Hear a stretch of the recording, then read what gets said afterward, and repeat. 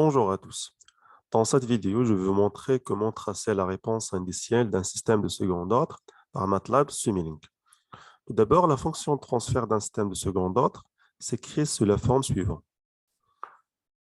HP est égal à K sur 1 plus 2Z sur oméga 0 fois P plus P au carré sur oméga 0 au carré. Les paramètres essentiels de cette fonction de transfert sont principalement le K, ça veut dire le gain statique. Vous avez également le Z, c'est le coefficient d'amortissement. Vous trouvez dans la littérature, vous trouvez Z, vous trouvez Xi ou bien M. Ça revient au même. Le M, le Xi et le Z, ce sont bien évidemment le coefficient d'amortissement de votre système de second ordre. Et finalement, le troisième paramètre, c'est le oméga 0 ou bien le oméga N, c'est la pulsation propre ou bien la pulsation naturelle. On passe maintenant vers MATLAB Simulink pour tracer cette fonction de transfert. Nous avons MATLAB, MATLAB Simulink. Je clique sur nouveau projet. Dans le nouveau projet, je dois insérer les éléments essentiels pour tracer cette fonction de transfert. Pour tracer cette fonction de transfert, on doit insérer tout d'abord la fonction transfert. Je trouve là le bloc fonction transfert dans Continuous. Je vais chercher la fonction transfert. Voilà, c'est ce bloc. Cliquez à droite, cliquez rajouter ce bloc. Pour paramétrer ce bloc, cliquez 2 fois dessus au bloc. On va choisir n'importe quelle fonction transfert. Alors, je peux choisir par exemple une fonction de transfert avec gain statique qui est égal à 1. Et je vais également choisir les autres fonctions. Dans le paramétrage de bloc fonction de transfert, nous avons principalement deux casiers à remplir. Le premier, c'est la partie de numérateur. Le deuxième, c'est la partie de dénominateur. Pour le numérateur, comme je disais, je vais choisir k est égal à 1, ça veut dire que je vais laisser la valeur de 1. Et dans le dénominateur, je vais par exemple choisir une fonction de transfert 5s carré plus s plus 1. Ça veut dire c'est 5, espace 1, espace 1, et je clique sur OK. Et voilà la fonction de transfert sélectionnée. Je passe maintenant vers le bloc d'entrée et le bloc de sortie. Tout d'abord, la réponse indicielle, qu'est-ce que ça veut dire? La réponse indicielle, c'est la sortie du système,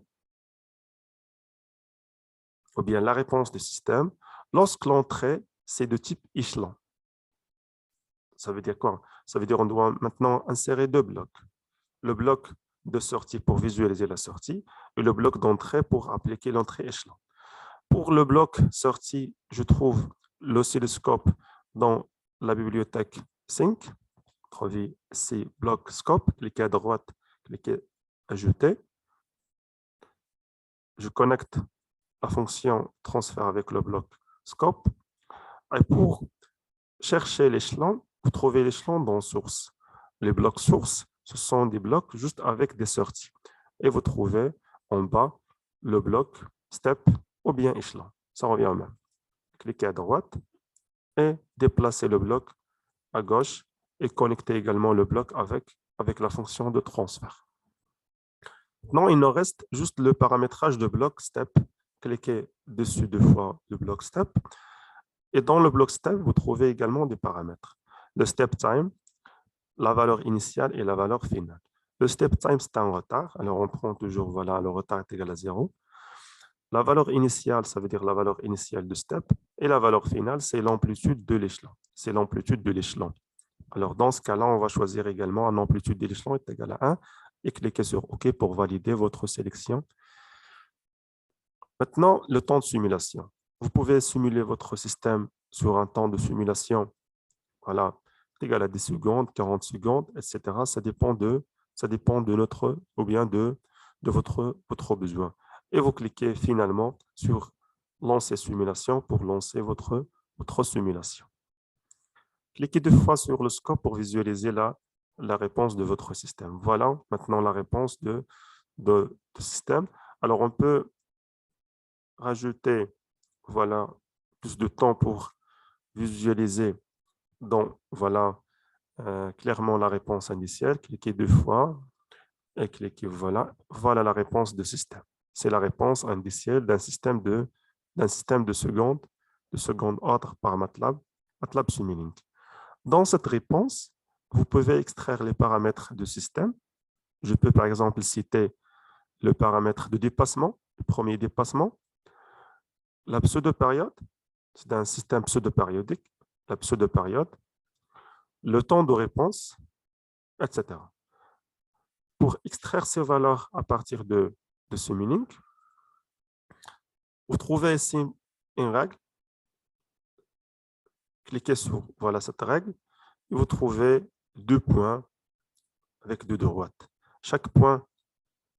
Pour chaque point, vous trouvez à droite les coordonnées de ce point. Le point 2, voilà les coordonnées de ce point. Pour trouver la pseudo-période, ça veut dire c'est le temps de passage entre 2 points de sommet. Alors, je déplace le premier point dans le premier sommet et je déplace le deuxième point sur le deuxième sommet et je vais calculer le delta T pour les 2 points.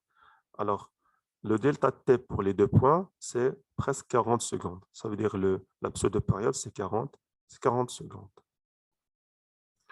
Maintenant, pour le dépassement. Le dépassement, je passe vers une petite illustration.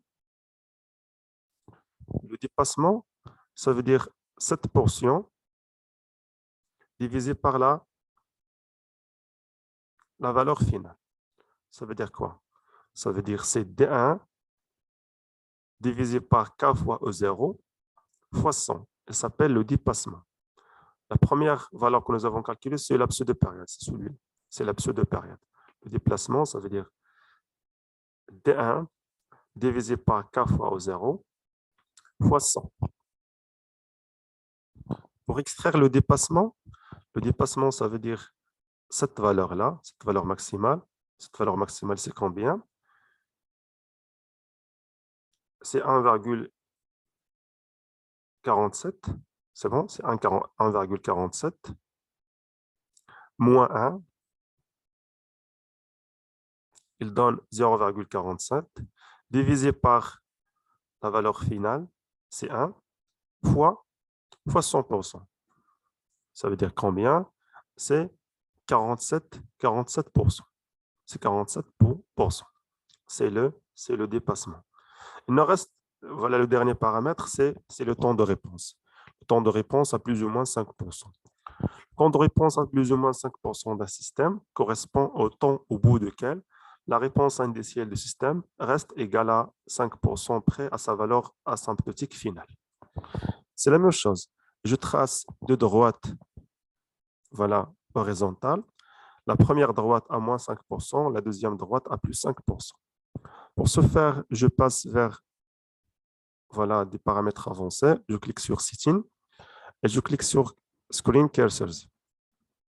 Dans Screen Cursors, vous trouvez que les 2 points, les 2 droites, ce sont avec voilà, un axe vertical et un axe horizontal. Et je peux, dans ce cas-là, saisir là voilà, les coordonnées de chaque point, principalement les coordonnées sur l'axe des Y. L'axe des Y, ça veut dire plus 5% de la valeur finale. La valeur finale, dans ce cas-là, c'est 1. Plus 5%, ça veut dire 1,05. 1,05. Voilà la première droite. La deuxième droite, pour le plus moins 0,5, moins 5%, ça veut dire c'est 0, combien? 0,85. Et voilà. Voilà, nous avons tout d'abord tracé les 2 droites. Le temps de réponse, ça veut dire le temps où la réponse elle est toujours à plus ou moins 5%. Je vais faire un petit zoom pour savoir exactement la réponse. Voilà, plutôt pour visualiser clairement les points, pour faire la projection. Ça veut dire le temps de réponse, c'est la projection de ce point. À partir de ce point, la réponse du système elle est toujours à plus ou moins 5%, suivant les 2 droites que nous avons tracées auparavant. Je peux voilà, déplacer ce point pour savoir le temps de réponse vers ce point-là. il donne combien? Alors, c'est le point 1. Alors, dans le point 1, le temps, c'est 29. 29,9. Ça veut dire le temps de réponse de ce système, c'est 29,9 secondes.